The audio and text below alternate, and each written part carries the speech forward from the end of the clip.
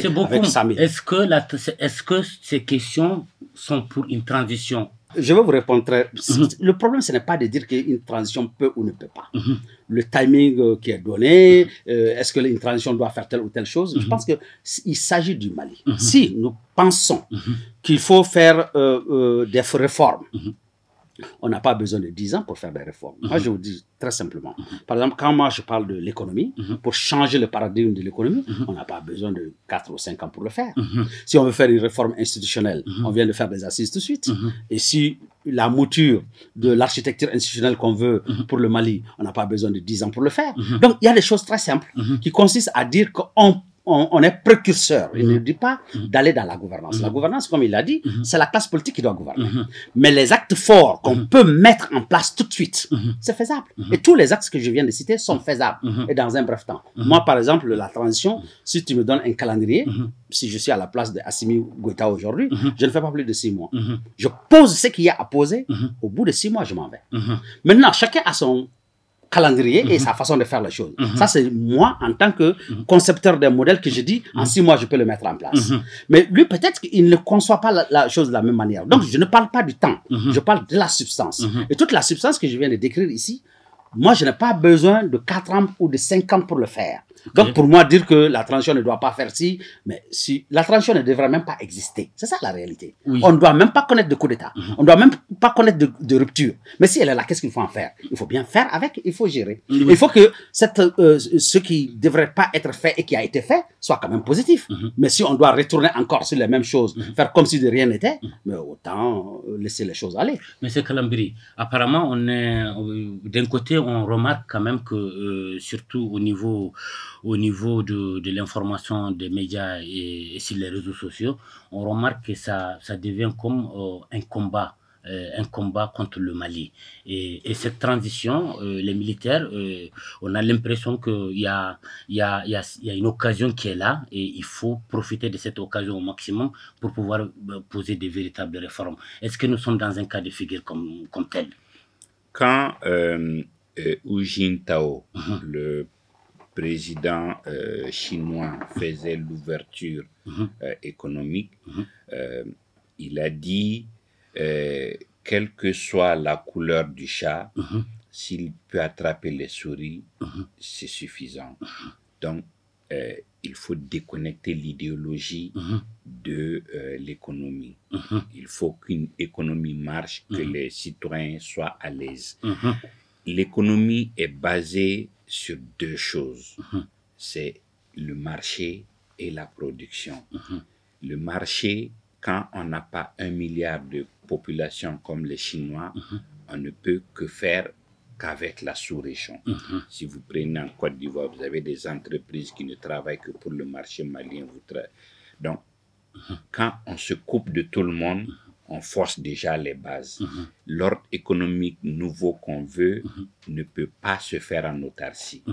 Il faut s'ouvrir aux autres. On peut avoir des divergences profondes sur des questions et continuer à commercer. Vous avez vu au plus fort de la crise entre la Russie et l'Occident, vous avez vu que le PDG de Total est allé mourir en Russie parce que les affaires continuent et sont déconnectées des crises politiques et des contingences de ce genre. Et je pense que chez nous, on a un problème fondamental, c'est de nous déconnecter de notre aspect émotionnel par rapport à la raison. Quand on a des visions, l'ordre mondial économique est statique. On s'inscrit dedans en fonction de ses intérêts et de ses visées.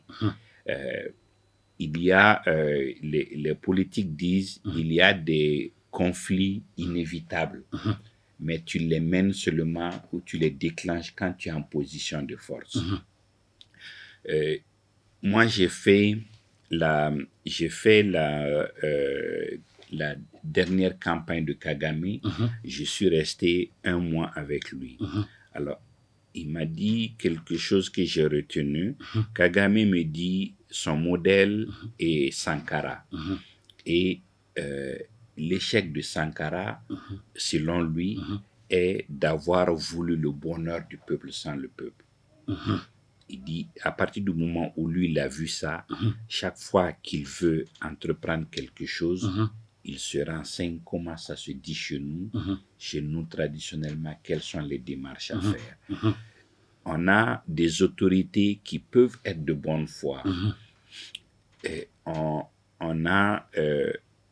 ils peuvent être de bonne foi, mais ils ne prennent pas le temps d'expliquer et d'avoir l'adhésion populaire.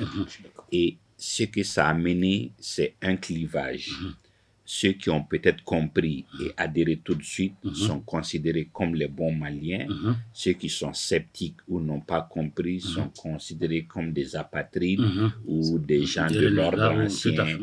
Donc, pour moi, il y a cette démarche méthodologique et pédagogique qui a manqué. Et il y a également le fait que c'est comme si on va à pas forcer. On va à pas forcer. Quand il y a eu le coup d'État, tout le monde n'était pas dans M5. Tout le monde était d'accord avec les idéaux défendus par M5, en ce sens que il y a la corruption, il n'y a pas de justice. Il faut des véritables réformes. Il faut des réformes et il faut moins de pouvoir pour le président. Tout le monde n'était pas avec M5, tout le monde était d'accord avec les idées, tout le monde n'était pas d'accord avec la méthode. Quand il y a eu le coup d'État, dans un premier temps, tout le monde, même ceux qui n'étaient pas d'accord, ont compris. Mais pour moi, il y a eu rupture en ce moment parce que les nouveaux acteurs se sont émurés et ont développé une méfiance vis-à-vis de tout le monde. Et l'arrivée de Choguel n'a pas facilité. Choguel est clivant, en ce sens que c'est avec lui vraiment que on a vu clairement se définir bon malien, mauvais malien. On a besoin de tout le monde pour construire notre nation. Et on a besoin aujourd'hui qu'on nous dise où on veut nous mener, surtout que on doit se préparer à des heures difficiles. C'est-à-dire on ne peut pas, par une chiquenaude, dire oui, la CEDEAO, on peut s'en passer, oui, on peut se passer des voisins. Personne aujourd'hui ne peut vivre en vase clos. Quand j'ai entendu beaucoup de gens dire Cuba, nous, on n'a pas de médecin. Cuba a développé la main-d'œuvre.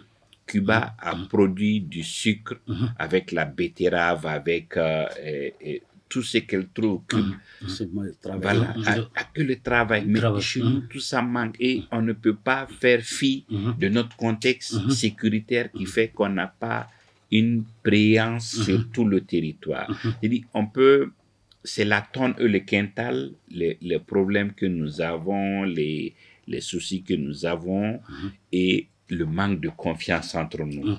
Le manque de confiance en nous et le leadership. Et on n'a pas un leader qui, d'un claquement de doigts, peut faire lever toute la nation. Castro pouvait le faire et d'autres consignes pouvaient le faire. Donc, oui, il y a des enjeux, il y a des difficultés, il y a à faire, mais ça doit se faire avec le peuple.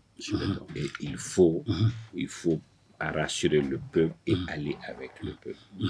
Concrètement, M. Bokoum, si vous étiez le président Assimi Goïta, que je ne suis pas. D'ailleurs. Peut-être que vous avez son oreille, pareil. Voilà. Il s'est dit que vous êtes conseiller. Voilà. Donc, concrètement, dans l'urgence, pour apaiser les pauvres, la tranquillité des pauvres populations, pour trouver des alternatives, pour trouver des voies de sortie de crise, et aller rapidement à des élections. Est-ce que vous serez probablement d'accord?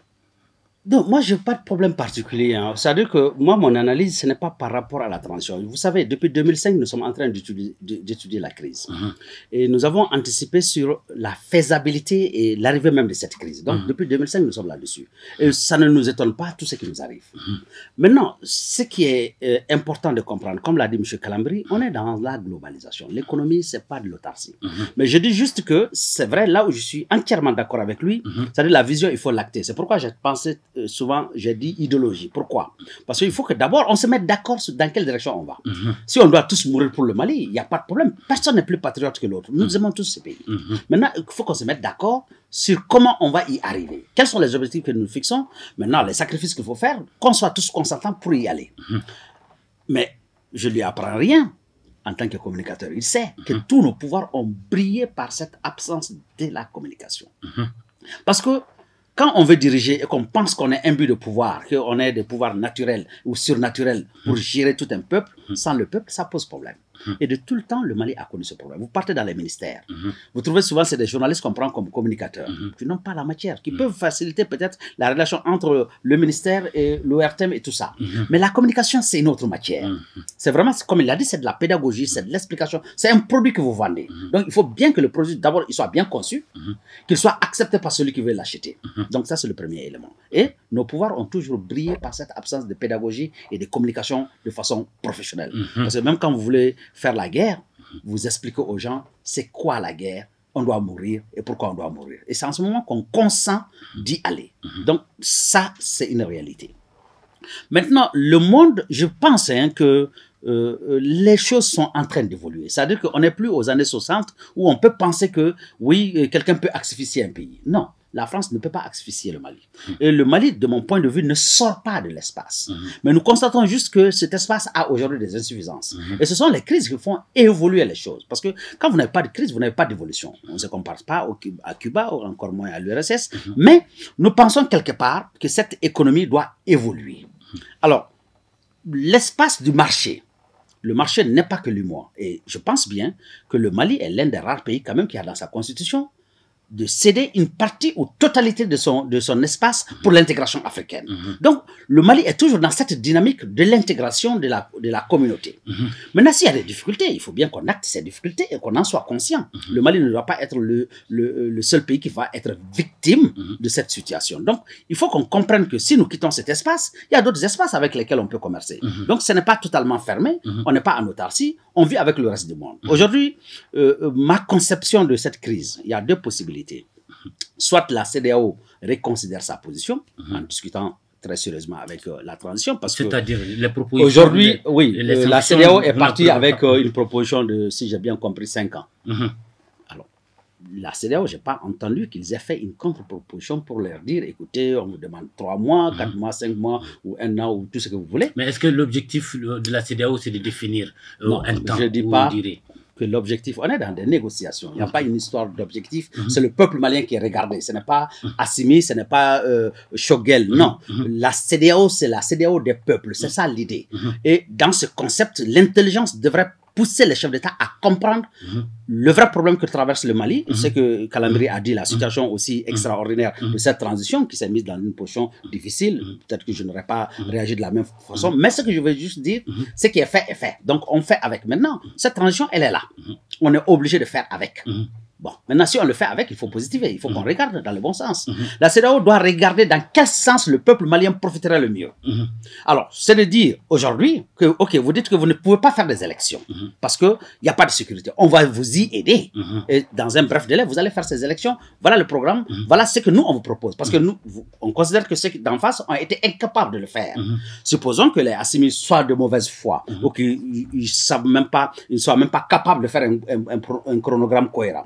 Mais la CEDEAO, qui est une suprastructure, aurait dû leur dire, écoutez, voilà le canevas que nous, on vous propose et on va vous y aider. On vous amène des militaires, parce que j'ai vu que dans leur communiqué, il y a la force d'attente qu'ils veulent activer. Mais tout ça, c'est de l'intimidation. C'est pas respectueux vis-à-vis d'un État. C'est pas une bonne chose. Je pense qu'il faut aller dans l'intelligence. Autant la transition ne peut pas se dédouaner en ne donnant pas un chronogramme qui soit acceptable, autant la CEDEAO doit se montrer assez mature, assez intelligente pour dire qu'on ne va pas faire souffrir 20 millions d'habitants juste parce que quelques individus ont commis quelques bévues ou quelques erreurs. Mais est-ce que la proposition de la transition des 5 ans, pour une transition qui a déjà été définie pour 18 mois, tout a été déjà lancé et on a passé des mois et des mois pour revenir. Je reviens, monsieur beaucoup. Non, je reviens pour revenir, pour nous dire encore, donnez-nous 5 ans. C'est ça que le peuple malien a demandé. Écoutez, je pense que vous ne pensez pas que c'est vraiment exagéré quand même pour... Exagéré ou pas, la gouvernance est de l'intelligence. Ok? Que la transition demande même 30 ans, comme j'ai entendu certains le dire au niveau des assises, mais c'est pas grave. C'est leur droit le plus absolu de demander ce qu'ils veulent. Ils peuvent demander le monde, c'est leur droit. Ceux aussi qui sont en face sont dans les règles, comme Calambri l'a dit. C'est-à-dire qu'il y a des principes. La CEDEAO dit par exemple que non, on n'est pas d'accord avec les 5 ans parce que chez nous, ça ne passe pas. Voilà ce qui passe chez nous. Maintenant, les raisons objectives qui ont poussé, parce que si on fait un calendrier, on se justifie, on explique et on motive. Que les motivations n'aient pas été suffisantes pour la CEDEAO, on doit le faire savoir dans le principe.